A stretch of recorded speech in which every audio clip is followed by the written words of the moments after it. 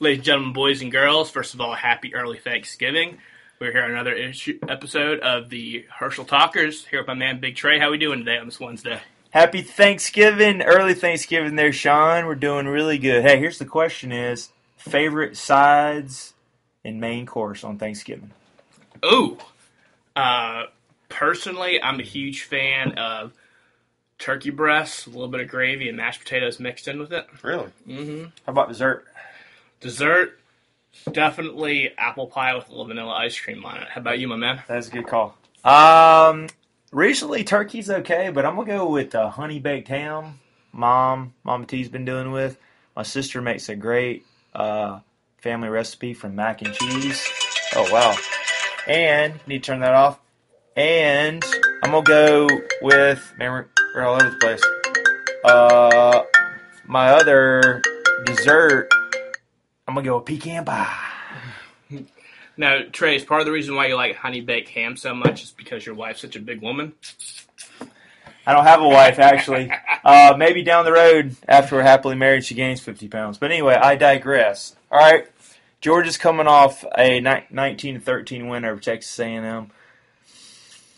First off, Jake Fromm struggled again his third straight week with under 50% passing.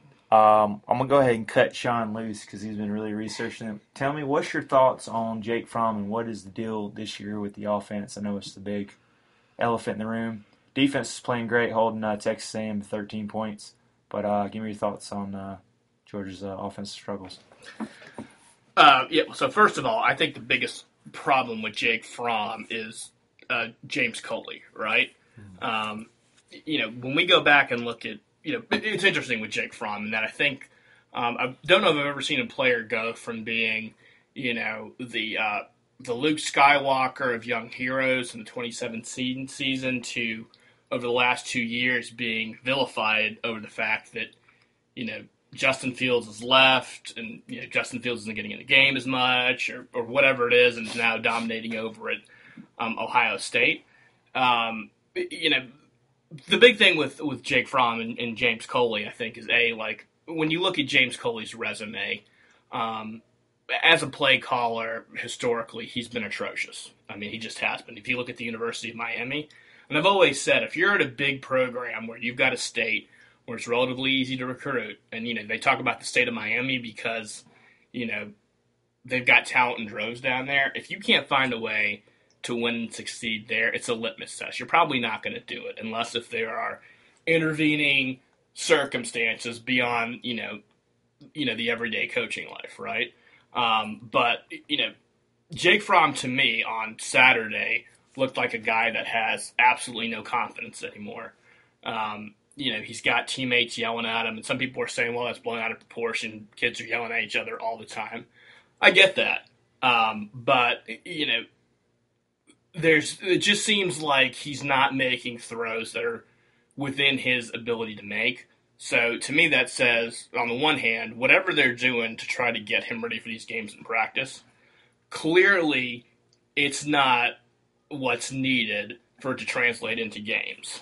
And I guess the other thing, and I apologize, folks, this is a bit rambly, James Coley never played the quarterback position. Jim Chaney never played the quarterback position. He's never really had anybody who's competent to teach the quarterback position to him. To me, it's a testament to how well, and again, he's got to play better for this team to really, achieve anything this year. And let's be honest, if it's not a national title, if we're being honest, if it's not a national championship this year, it's a disappointing season based on what they've got on paper, talent-wise, and the defense too, right? But he's never had a true quarterback coach. People kind of talk about Aaron Murray and how much of an impact that may have made, like having a guy like Mike Bobo. And I'm not necessarily sitting here saying Mike Bobo's a guy that needs to come back. But look at what Hudson Mason did. I mean, he had 40 touchdown passes, I think, right? In that 1 year he was the starting quarterback with Mike Bobo there. Or I guess technically we were averaging 40 points a game as an offense. That's what it was. With Hudson Mason, a quarterback. Correct. And so obviously the benefit in that, and that having somebody that's there is, again, they've been there before. They can kind of relate to, the development process of it. But if you've never played quarterback, like, how can you really relate to that? I mean, Trey, you played college quarterback. Like, I just don't know how you can really have somebody who's got no sense of. It's like basically teaching a surgeon, right? Right. You want to train somebody to be a heart surgeon, right? Mm-hmm. But you got a pharmacist doing it. Yeah. How well you think you're going to learn to be a heart surgeon from a pharmacist? Probably not that well, right? Yeah. I mean, you need somebody who's done it before. Yeah. But he's never had that. And so to me, the success he's had here at Georgia, it's almost been in spite of his coaching. And, I think the one thing you can look at, right, is last year when we put Justin Fields in there, it seemed like it was either a lot of running plays or, one of the things we'd hear when he would get his minimal snaps was it looked like he was having some trouble with his progressions, right? Mm-hmm. Then you fast forward to this year and he's doing what he's doing. He went to an offense where he's got clearly somebody that knows how to coach quarterbacks and to put him in positions to win. And Jake Fromm doesn't have that. And so, I know probably a lot of people have talked about this and it's been regurgitated on the internet, but this is kind of the first real watershed moment to me of the Kirby Smart regime. And I feel like if it's not properly addressed, it's going to kind of, there's a strong possibility that it's going to decide if he pretty much ends up being another Mark Richt or not. And that is, does he make the change in the offseason or not? Because I think it's got to be made. I don't know how any quarterback, Caleb Williams or, who's the 5-star out of the D.C. area, and who was the kid from California that just officially visited this past weekend? C.J. Stroud. Right. About Gunnar Nelson, too, is also a rumored name. Right. I mean, I don't know why any quarterback isn't going to sit there and have some serious reservations about coming here if the offense and the quarterback position is going to struggle. Because these other programs are going to tell them that. I mean, if I'm a quarterback, I'm not coming here based on what they've got. Okay, with that said, I completely agree with what you're saying. Why do you think Kirby bumped him up to the OC? Do you think it was just because he's a great recruiter? Because I know he's got that South Florida influence. Sure. Do you think that's what it is, or? So I think a big part of these, the coaching profession, especially at the assistant level, I think a lot of it's politics.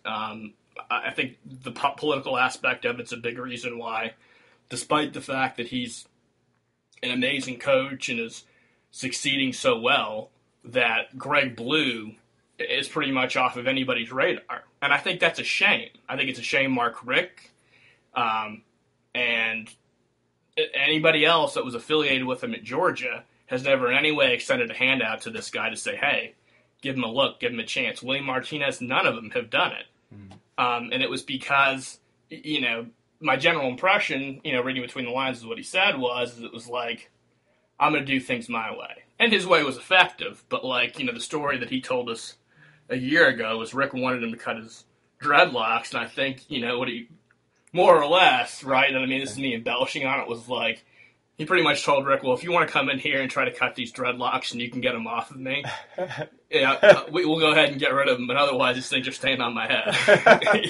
And so, and again, he was a kid then, but point being, I think a lot of these coaching positions are politics, and so, James Coley is a very good recruiter. I mean, again, and we do need to, if we're going to sit there and slam him like we have, the one benefit that we've gotten from him is that, we were pretty much desert dry at the wide receiver position before we got him, and he turned that thing in 2016 fast. I mean, if you remember, he got Ridley at the last minute, and he got Tyler Simmons and a couple, and then, the next, they got Miko, I believe, as well, right? So, yeah. So, I mean, we got that one position solidified well, and then when he's got he was on paper the offensive coordinator with Jimbo at Florida State, although he never called any plays. Everybody who's ever watched Jimbo coach sees the damn playbook in his hands and him calling the plays in. But Jimbo's offering the offensive coordinator position, so Kirby wants to keep him, and understandably so, right? Says, well, hey, we'll give you co-OC. And then, all of a sudden, and that's the interesting thing to me too, is that, Jake Fromm's quarterback play, that's when you started to kind of see some of the struggles, because you'd have that first half last year. And my theory then was that maybe he was a little bored because they made it to the national title game. He was just kind of going through motions or whatever. I think looking back on it, I think he was honestly struggling because part of that bump up to co-OC was Coley's suddenly the quarterback's coach. And Chaney gets moved over to tight end coach, right? Mm-hmm. And so I think that going into the halftime or whatever, Chaney was finally able to sit down with them, figure out, all right, here's kind of what we're doing, we'll adjust some things, and then they were able to adjust at halftime, and Jake Fromm would get rolling a little bit, right? But that said, when Chaney moved on, and again, Chaney wasn't a great quarterback coach by any means. I think you can look at Justin Fields and see that. But when Chaney moved on, it was the last semblance of any decent offensive coaching he was getting at the quarterback position. And so, he's lost out there. We can't presume these guys just come in. You can have a Peyton Manning or whatever who comes in and just knows how to play the position, right? Mm-hmm. Presumably so. But most of them don't. That's why you pay these guys as much money as you do to work with these kids and to get them ready for the games. And so I think for things to get corrected, you need to do two things. And I'm not saying Cortez Hankton's a bad coach, because I don't really know. I can't tell if the kids are – the freshman wide receiver, from what I can tell, are producing relatively well, right? They're scoring touchdowns. They're doing other things. And he's not calling the plays either. So he's got to get a pass there. But with that said, they desperately need a quality quarterback coach and play caller on this offensive staff. So I think probably you need to find a way to let Cortez Hankton move on, maybe go back to the NFL, something like that. Maybe bring in Chad Morris, right? I like it. Move Coley back over to wide receivers coach. Him and Chad Morris can be co-OCs. You could probably do the same thing with Mike Bobo if he's able to come back, right? From what I can understand from Colorado State, or at least just reading what the columnists are saying on the paper there, is that they're still not, the AD may not be willing to let him go now because the buyout's still kind of high. I think it's like $5.9 million or something like that. Yeah. And so that might not be within their comfort range or whatever. And I don't know that Georgia, given Mike Bobo's health issues, is really going to risk, throwing that kind of money just to bring him back. And, there's a couple of other guys we looked at, too. The Memphis offensive coordinator, and then the Oklahoma State offensive coordinator, that are quarterback coaches that have had success as quarterback coaches and play callers that I think you can bring in. But I think at a minimum, that's what you've got to do. And I think if you don't do it, you're going to have some problems. Like, part of why Alabama is kind of on the outside looking in right now is that on the recruiting trail, we stole a lot of momentum from them, especially in the Georgia, Florida area. Mm-hmm. Took a lot of players that probably would be wearing the crimson and cream right now. Crimson and cream. But with our offense being the way it is, and LSU having that offense like they do, and Alabama having it, it's going to make it damn tough to get a quarterback. And you're not just going to be able to win through defense. And so, the benefit of having a program that's a playoff contender is it puts you in contention for those group of recruits that want to win a national title, right? Some kids are going to eliminate every program other than the ones that think they've got a chance to win a national title at. Like, that's why so many of these kids in the 80s and into the early 2000s would go to Miami from, Plano, Texas, or, BFE, California, because they wanted an opportunity to win. Mm-hmm. That's why kids would go to Tallahassee from California. Yeah. For the same reason. That's why kids would go to Tuscaloosa, which, let's be honest, is a shithole. It's not much there. Exactly. It's a shithole. Off of the football field, anyway.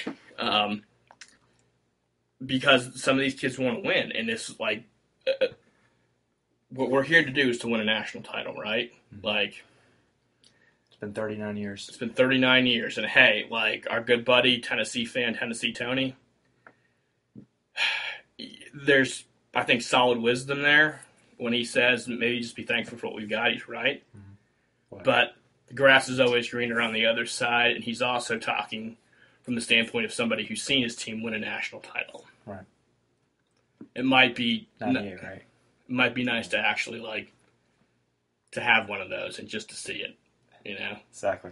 So, I mean, to me, it's just it's a big time watershed moment. At this point, I think things are set in stone. I mean, anybody who thinks Georgia's going to beat LSU, you're delusional. It's just not going to happen. There's just no way it's going to happen, and here's why. Because it's not just simply about that one game.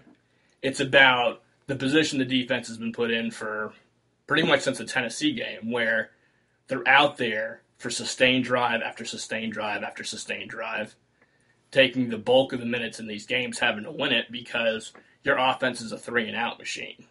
And so, you're basically going into this game needing, 2,000 miles overdue for an oil change because of where your offenses are at. They're going to gas, and LSU's going to win that game. And so it's just coulda, woulda, shoulda. Maybe Fromm comes back, maybe not.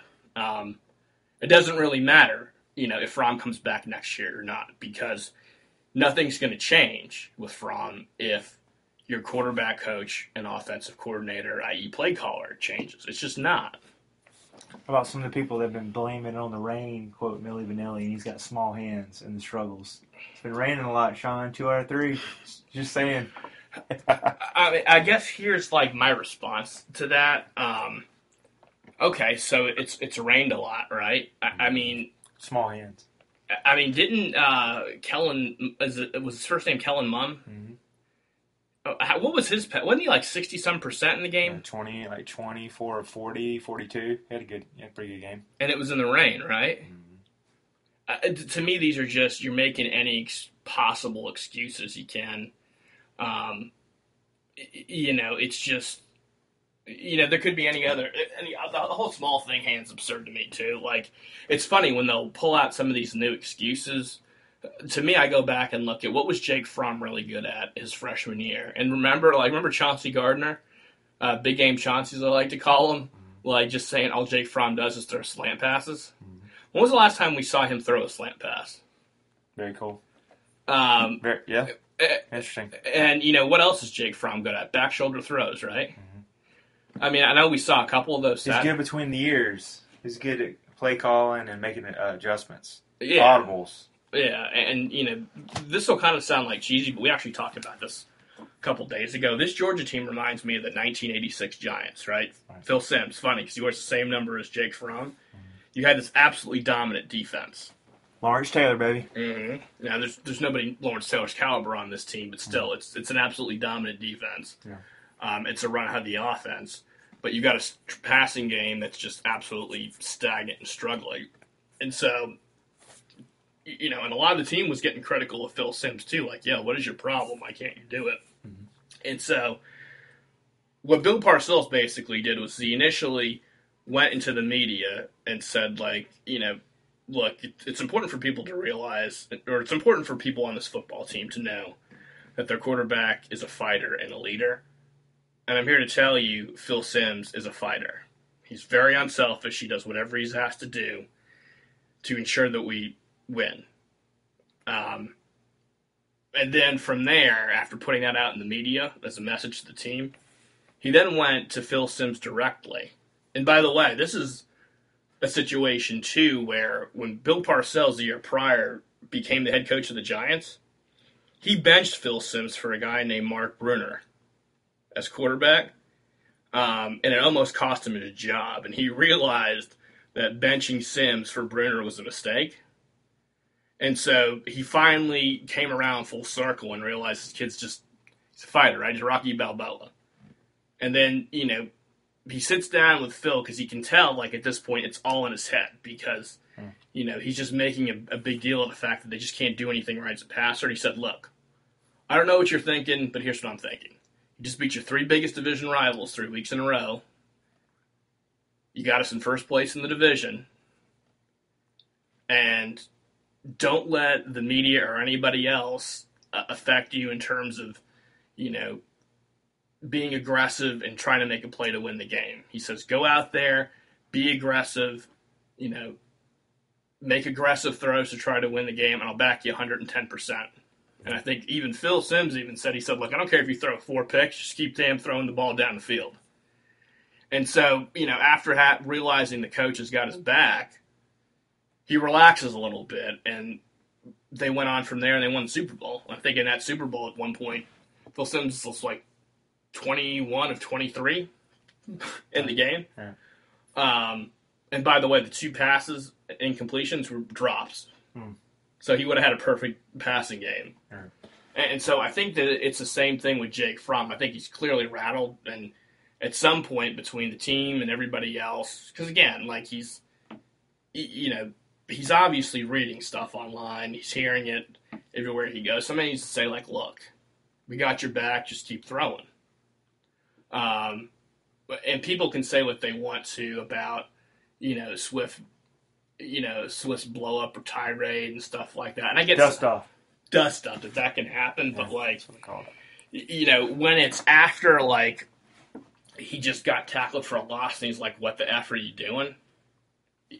Clearly, he's not looking at the assistant coaches or anybody else. He's looking at Fromm and saying, like, look, you're not making the right, this is on you, right? He's frustrated. And, I don't pass judgment on him for that by any means, because, like, I get that, like, it's frustrating for everybody, especially after you just got, like, pummeled by, like, a 300-pound guy, right? Mm-hmm.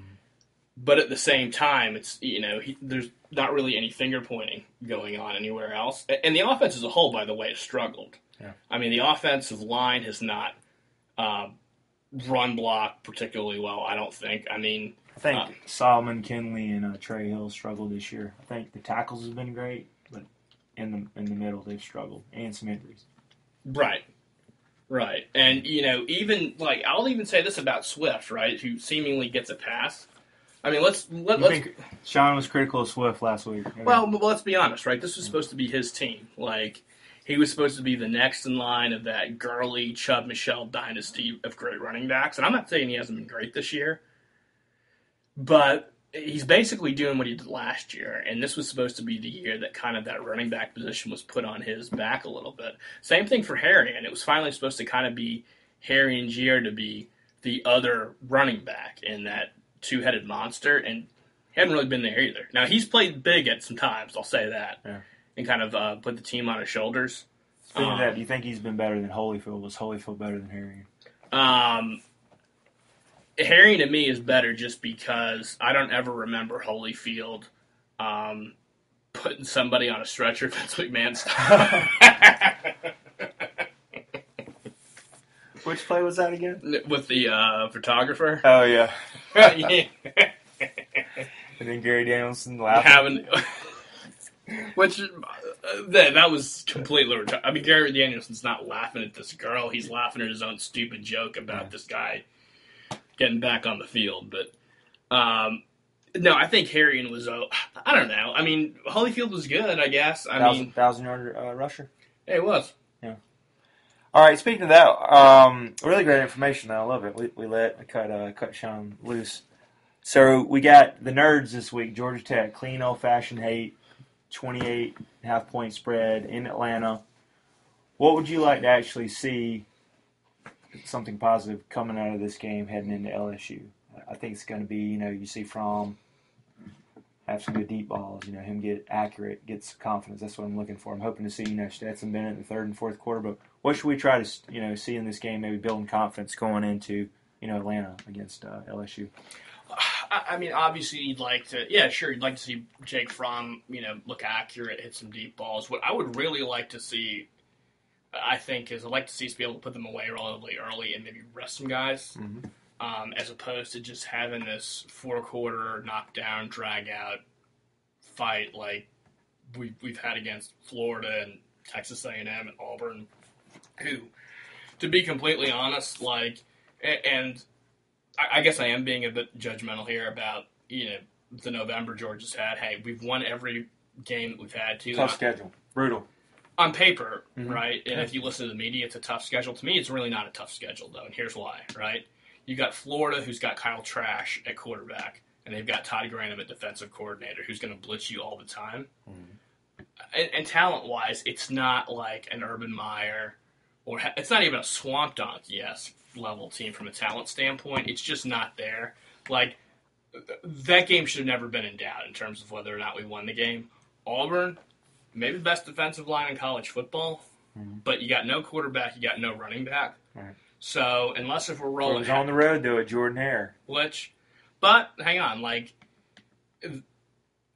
we've won plenty of times at Jordan Hare. It's not like it's the place where teams go to die. I think we beat them 12 out of 15 now. Mm-hmm. Yeah. But point being, like it's a defensive line versus what on paper is a top 4 college team. You're supposed to win a game like Auburn, whether you want to call it big or not. And I understand it's kind of big. That's a game that should have never been in question, right? And then Texas A&M, I mean, come on. Like, they've got a quarterback, but they've got no running game, and the defense is, top 15. Again, still a game you should win relatively easily. So, like, to me, obviously you win the games, but at the same time, like, it's almost a bit of a hollow victory because, people can be delusional all they want, but, like, this thing in Atlanta is going to get ugly. They got 42nd ranked defense. How about if Fromm just starts getting hot? We can milk the clock, get the running game going. Well, you can run on them. Well, you can if you've got the play caller to do it, and you can implement a game plan and get these kids to understand it. Yeah. But to me, if you're going to look at... How about you'll have maybe a healthy cager? But here's the thing, right? But to me... When you look at Georgia's offensive staff, and hey, I'm going to go ahead and throw some shade at Pittman too, right? Mm-hmm. Pittman to me is... Great recruiter. He's a great recruiter, right. But he's an idiot. Mm-hmm. And here's why he's an idiot. This is the same guy that thought it was a good idea to start Tyler Catalina at left tackle over eventual first-round left tackle Isaiah Wynn. And it was obvious to everybody when Isaiah Wynn was out there playing left tackle who the left tackle needed to be. Yeah. And so, with Pittman perpetually, just rotating offensive linemen in and out, I mean, have you ever heard the old term, like, continuity? I mean, you're supposed to be an offensive lineman. You're certainly big enough, right, that you probably played there. Yeah. To me, like, what was astounding was when you bring in Cade Mays, who hadn't played center since, the 6th grade? Yep, that's what he said. And you make him your center? Yep. That was weird. Yeah, made no sense at all. Like, and the center position is one of those ones where it's like being a punter or a place kicker. Like, you kind of just focus on doing that job, right? Mm-hmm. It's repetition and practice. And this is a guy who's pretty much, parachuted out of every place like he's in Special Forces. You just plug him in and say, hey, Swiss Army knife. Yeah. Go over here and save the latest African country. I like it. As opposed to playing like Jamie Sawyer, whatever the hell his name is. Jamari Sawyer. Or the 5-star kid that you stole from Alabama. Clay Webb. I mean, he's not ready. Yeah, I mean, he's just got this absurd infatuation with Cade. And hey, I'm not saying Cade Mays isn't a great player. I think that's your left tackle next year, and I think he goes on and is your fourth first rounder at the offensive tackle position in the 2021 draft, barring injuries.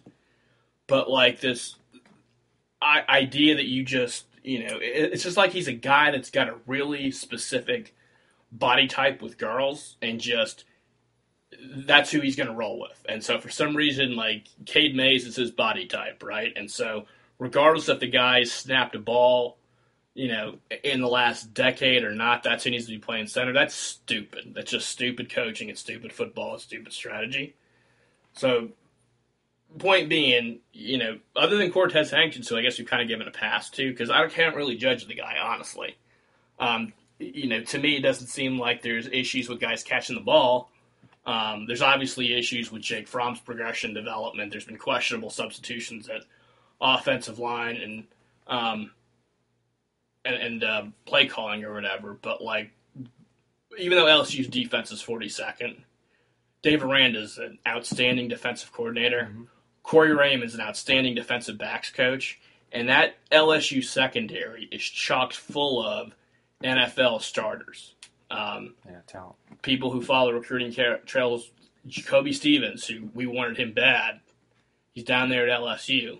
LSU's got a freshman cornerback who's just, what is it, Christensen or something like that? Mm-hmm. Who's just, absolutely amazing. I think that if you're asking me to pick a cripple fight between LSU's defense and Georgia's offense, I'm going with the people that have the better coaches. Mm-hmm. If the talent's all even, and it's LSU. All right, speaking of that, how about our defense? Isn't too shabby now.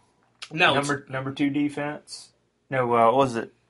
I guess we're number 3 total defense according to NCAA. Number 2 against the rush, and we're only giving up 68.5 rushing yards. And Aggie's only gotten -1 on 20 carries, which is impressive. But you're gonna have to give them some first downs and some points. You can't get threes. Got to get sevens. You have to play a perfect game. I don't think they need to play a perfect game because I'll put it to you this way: Can they shut down Burrow though? They can shut down Burrow. And Chase, what's his name? Something Chase. I'll put it to you this way: this secondary that Georgia has is going to be the best secondary that these LSU wide receivers have faced, including the secondary they faced in practice. At the cornerback position, I will take who's our Lookout. Well, not Lacanic at quarterback. I'll take Stokes. I'll take Tyson Campbell, and DJ Daniels, and those are just your cornerback. I'll take those 3. J.R. Reed. At the cornerback position over any wide receivers you want to play. And yes, you've got J.R. Reed, you got LeCount, Tyreek Stevens off the bench. Yeah, so and then in the front 7, okay, I mean they're deep. They rotate them in and out. Cookie Monster, Jordan Davis, beast. Yeah, so I mean they're gonna. Wyatt's played well. Yeah, that unit's gonna give Nolan Smith, Jermaine Johnson's coming on the last couple of years. I've been seeing 11 on the field a lot. Finally. Yeah, I mean they're going to give LSU some problems for a while. Yeah. For a while. For third quarter of the gas. You're gonna, and you want to know what? You're not going to be as quick. You're not going to wrap up like you should, and then sooner or later that momentum's going to change. How about the whole thing? What Georgia tries to do is break your will if they try to lean on that LSU defense. How about here's what might happen. We're jumping ahead. Here's what I think needs to happen. The only way you win this is LSU. Even with our defense, will probably score quick.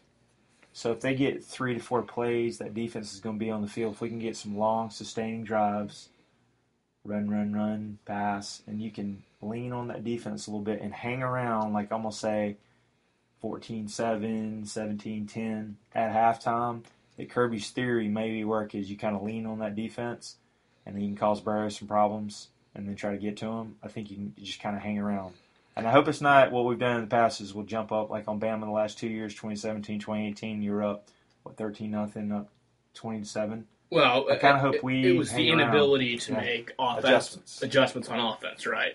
Yeah. The whole idea of leaning on them or whatever, we did that last year, right? Because we had an offense that could actually get some sustained drives. You're not leaning on anybody. I don't care if you're on the ball 90% of the time. It's the equivalent of saying that the Paul Johnson offense would lean on Georgia. Mm-hmm. And it's just if you're going 3 and out a lot, you're not really leaning on anybody. You just basically, rather than passing the ball and going 3 and out, you're running the ball and going 3 and out. You know what I mean? Right. So to me, you've got to just get yards, and you've got to get first downs, and you've got to convert on second down. You can't be going 3rd and long or any of this other stuff. Mm-hmm. Georgia's defense is going to give Joe Burrows and that offense problems for a while. And the thing is I don't think they're going to score quick either. Kirby's smart enough to know that he's going to giving up any plays over 30 yards explosive plays. I think they lead the nation in the least amount of explosive plays, which is impressive. Right, Kirby's not going to. I don't know that you're going to see us sack Joe Burrows a whole lot. I think what you're going to probably see us do is play some level of zone. And basically force them to move the ball down the field and convert stuff. And just kind of, we're not going to want to make it a very quick game as we have, but they're basically going to make them earn their first downs. They're not going to risk a whole lot. and it's going to kind of go that way. The issue is going to be, though, once we get the ball, are we actually doing something with it? And, I don't know. I mean, some of these people, and I guess it's like your Braveheart-esque battle cry. They're saying Kirby's going to now take over everything and get it fixed or corrected or whatever. I mean, it is what it is. Can you really fix or correct, 11 games? A year of bad coaching for Fromm and presume you're going to get it together. I don't think so. Yeah. I think that's an insult to LSU and to I think it's just an insult to coaching in general, because it's not that easy. And again, I know I'm sitting here throwing shit at a lot of different people who, to be honest, I think that they can coach a whole lot better than I can. I'll be the first to say that, but at the same time, I don't get paid to do that job. But I can read a scoreboard and I can read a stat sheet and tell you when somebody's clearly not doing their job. Yeah. All right, so give us a prediction for clean old fashioned night, Georgia Tech at Georgia Tech, 12:00 ABC game. I don't know, 24-10. You give them 10? They're bad, no? Okay, 24-3. Honestly, how about this way? I could care less if it's 42-3. What would you like to see though? Just 43-42. So if Fromm has a good game, feel a little better, right? Let's say if he goes. No. All right. Here's the thing, right? Let's just get this game this whole idea of am I going to feel a little bit better? To me, is just, unless if he comes out there and looks like fucking Dan Marino, right? Or Peyton Manning, or who's the quarterback at Kansas City now? Patrick Mahomes. Unless he comes out looking like that, Lamar Jackson balling, right? Except without running. To me, it's just literally you're holding on to an illusion, because we're not going to the playoffs this year. We're not winning the SEC. Going to Sugar Bowl, the bigger question, right, is how much are we losing the SEC by? And I think the biggest issue, the season's irrelevant, right? It does not matter what happens at Georgia Tech, because they're not going to win LSU. But LSU game doesn't really matter, because the cards we're dealing with is what we're dealing with. It's, does Kirby correct these things in the off season? Because if he doesn't, then this program's going to get worse, right? Well, you're making me say we shouldn't even get on that bus and even go down to Atlanta. Why? You're not going to win. It's Rocky IV. You can't win. Well, right. It's Rocky IV, but we're Apollo Creed. So he died. Yeah. Well, he went there, man. Yeah.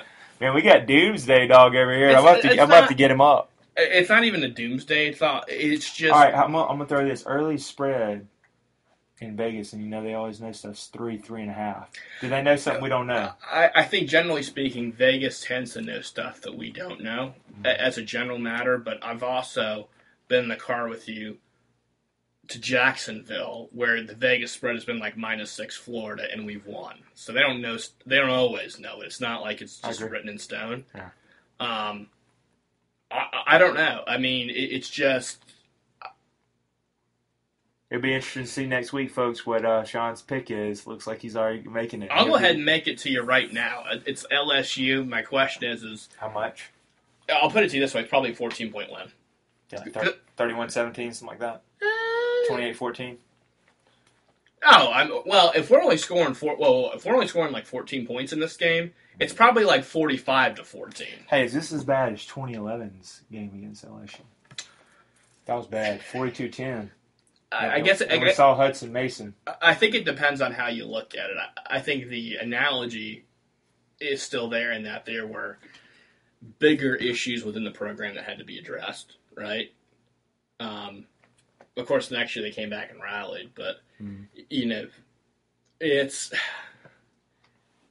no, because I feel like it's not as bad as that LSU team, because when you look at overall playmakers, I feel like it's bad. We ran out of gas. Remember, they started running the ball on them. Yeah, conditioning was god awful. Yeah. And plus they had the Honey Badger, Todd Grantham, and Patrick Peterson or whatever it was. Yeah. They just out-athlete us.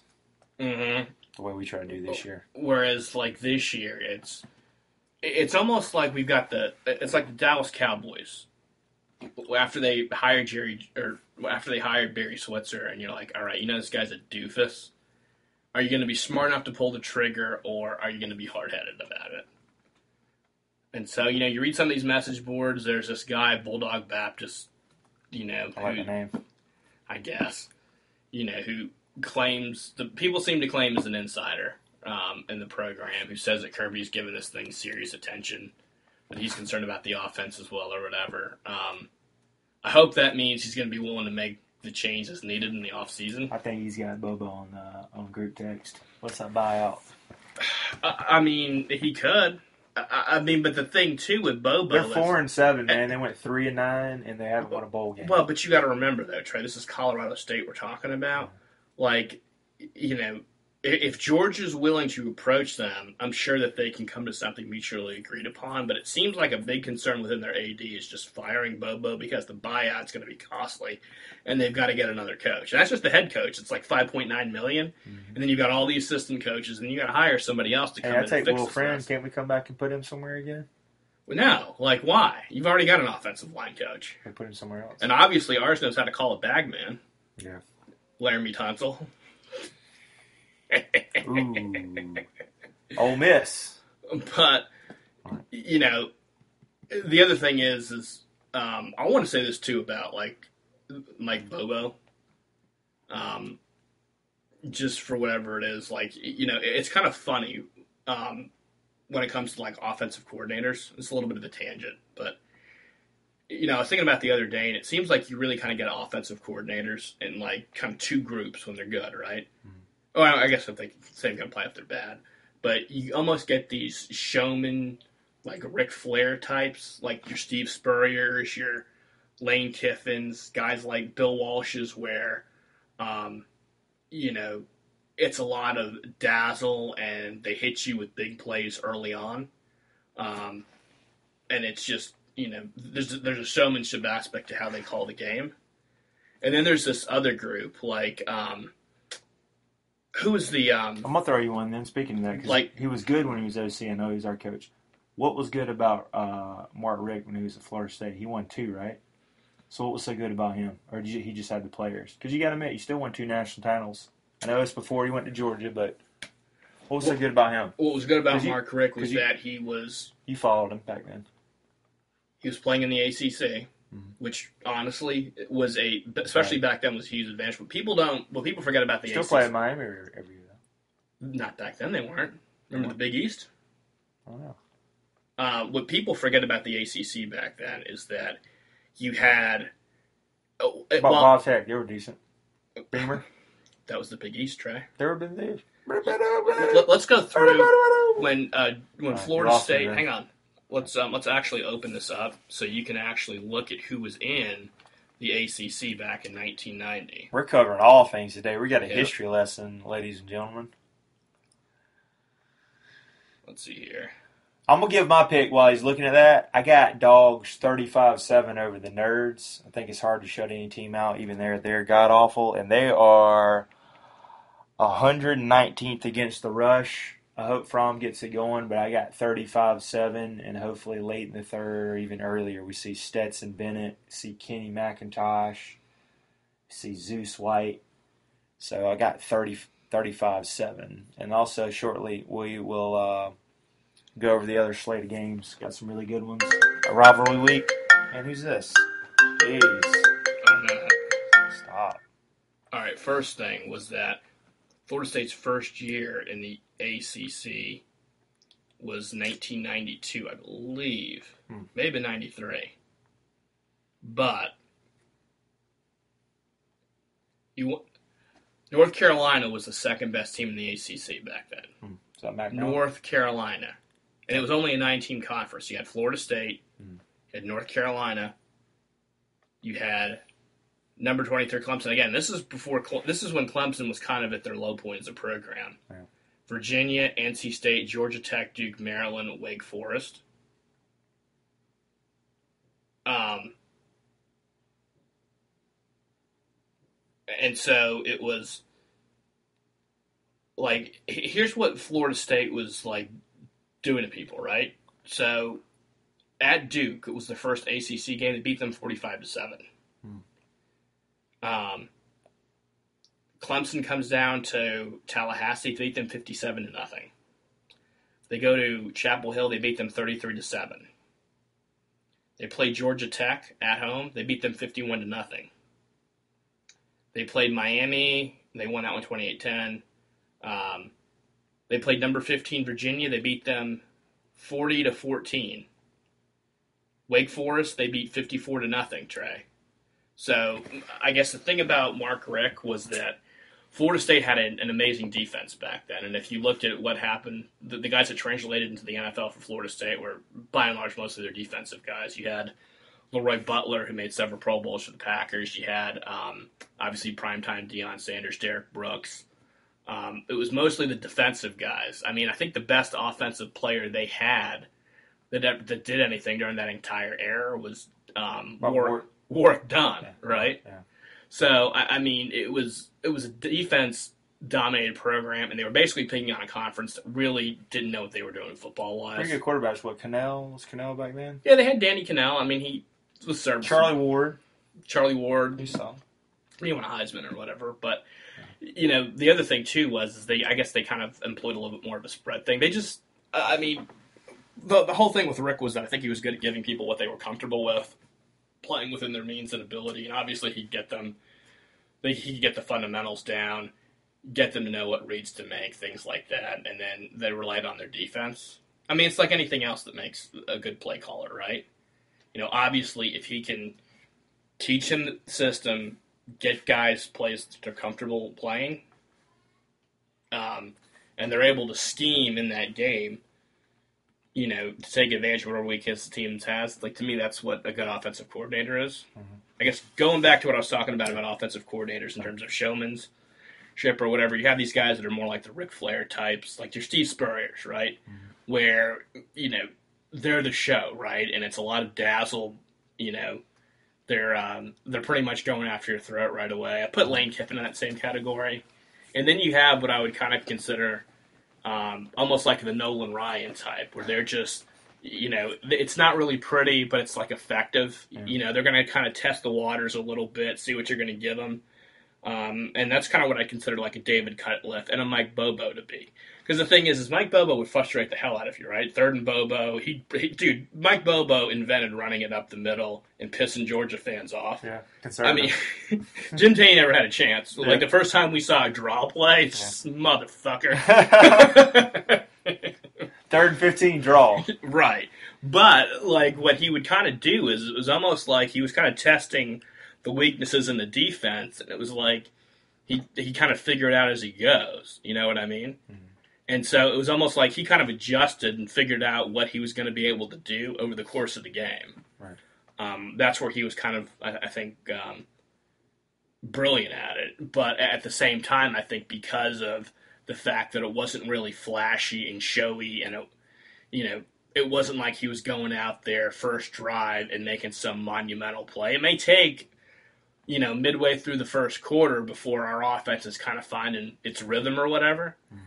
But I think because of that, he kind of gets just mislabeled as not being a very good, like, offensive coach or offensive mind, or people kind of question or suspect him or have, criticisms of him. I mean, every coach kind of, can make a bad call here or there, but, like, if you can get Hudson Mason to quarterback your offense and you're scoring 40 points a game, mm-hmm.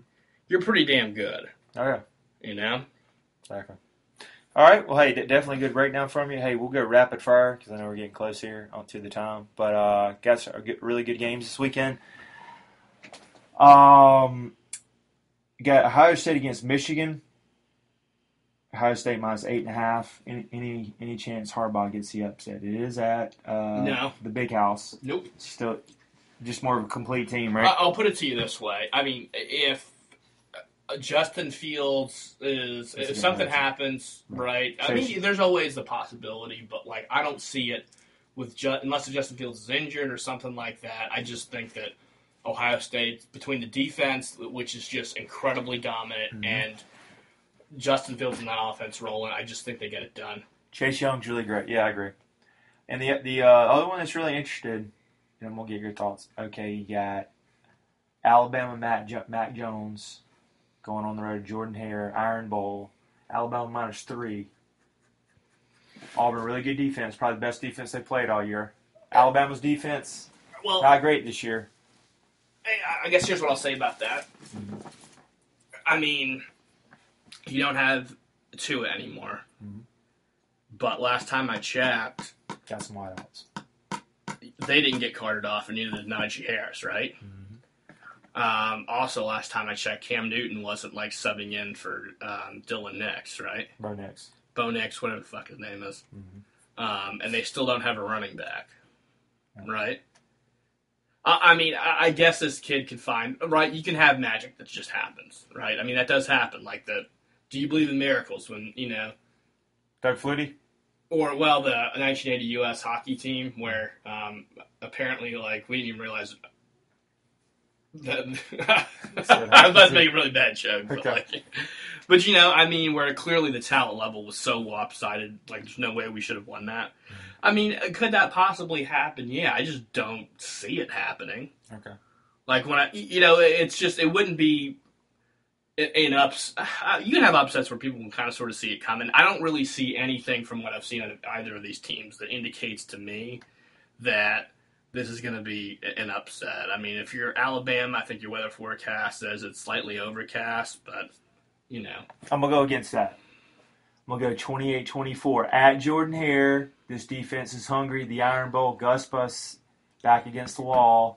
And I'm not sold on Mac Jones. Okay, and that's the reason why. Well, and they're going to have a meltdown. Alabama fans, they're going to be calling out Paul Feinbaum. Paul, we going to Sugar Bowl. Paul, what happened? Well, hold on. Are you willing to put your money where your mouth is on this, though? I'm retired from gambling. Well, I mean, we got what here's the bet. All right, go ahead. If Alabama wins, you have to get Joy's face tattooed on your left ass cheek. Wow. If Auburn wins, I'll get your mom's face tattooed on my left ass cheek. Jeez, man, that's intense. I was going to say I'd do food or something, but all right. Well, that's my pick. All right, and rapid fire. I guess the other one, unless they can get caught looking. How about Texas A&M? We just saw a pretty good team at LSU. Not great. It's on the road. And then another one a lot of people forgot. Remember, that was the 7 overtime game shootout. And didn't Texas A&M win 74-72. I remember watching that. It kept going back and forth on Thanksgiving. But it's at Baton Rouge. Any chance we'll slip up there? 17-point spread. Texas A&M pretty decent? No. Okay. I just don't think they'll focus, take care of business because then you got a big game next week? I mean, I just don't think that there's enough. I don't think. You know what? I think Texas A&M has got the same problem Georgia has in this matchup, and that there's just not enough horses on offense. Mm-hmm. I agree.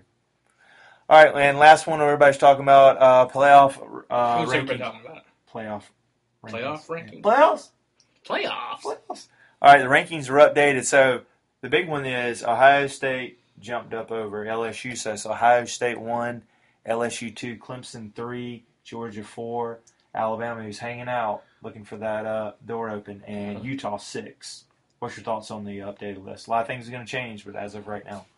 I mean, I don't know. I guess it seems about right. Do you agree with that, Ohio State jumping LSU? 4 top 10 wins? How dare you? Who cares? Like, the thing is if you're LSU or Ohio State, do you really care? Because at the end of the day, it's going to take care of itself as long as you're in the playoffs. Mm-hmm. It matters if you won versus. I guess from the standpoint that the team that finishes number 1, I guess, gets to pick out of the 4 who their initial opponent is and where they play. I think, right? Isn't that? Yeah, I think it depends on going to Arizona or if you're going to be playing in Atlanta again, which is Georgia fans are hoping that they don't have to go down to because it's a long travel out there. Georgia's not going to be there, right, so let's just go ahead and here's are we going to the Sugar Bowl? The biggest, yeah. I mean, would you be happy with that? We might as well. I mean, based on how we performed last year, why don't we? I think we got Oklahoma and Sugar. Might see Jalen Hurst in Oklahoma and Sugar Bowl. Why don't we just stay at home because it's not like we want to play in it. Jeez. We don't. I mean, based on what you saw last. I mean, based on what you saw last year, right? I agree. They're cashed out. Well, I mean, do you really want to play? I don't care. I'm not going to watch. Man, I'd watch it and hang out. Listen, I learned my lesson last year. When we watched. Might help on recruiting.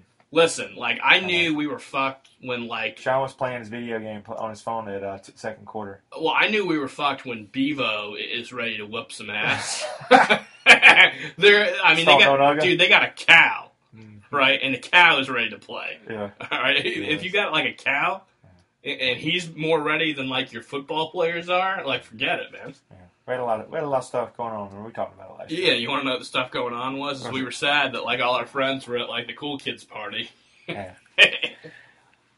All right. Well, hey, we got a puncher's chance. I'll actually be watching that from Miami next in a bar somewhere by myself. But anyway, hopefully there's not an immigration raid. Oh, it won't be. I absolutely love my life from Colombia, baby.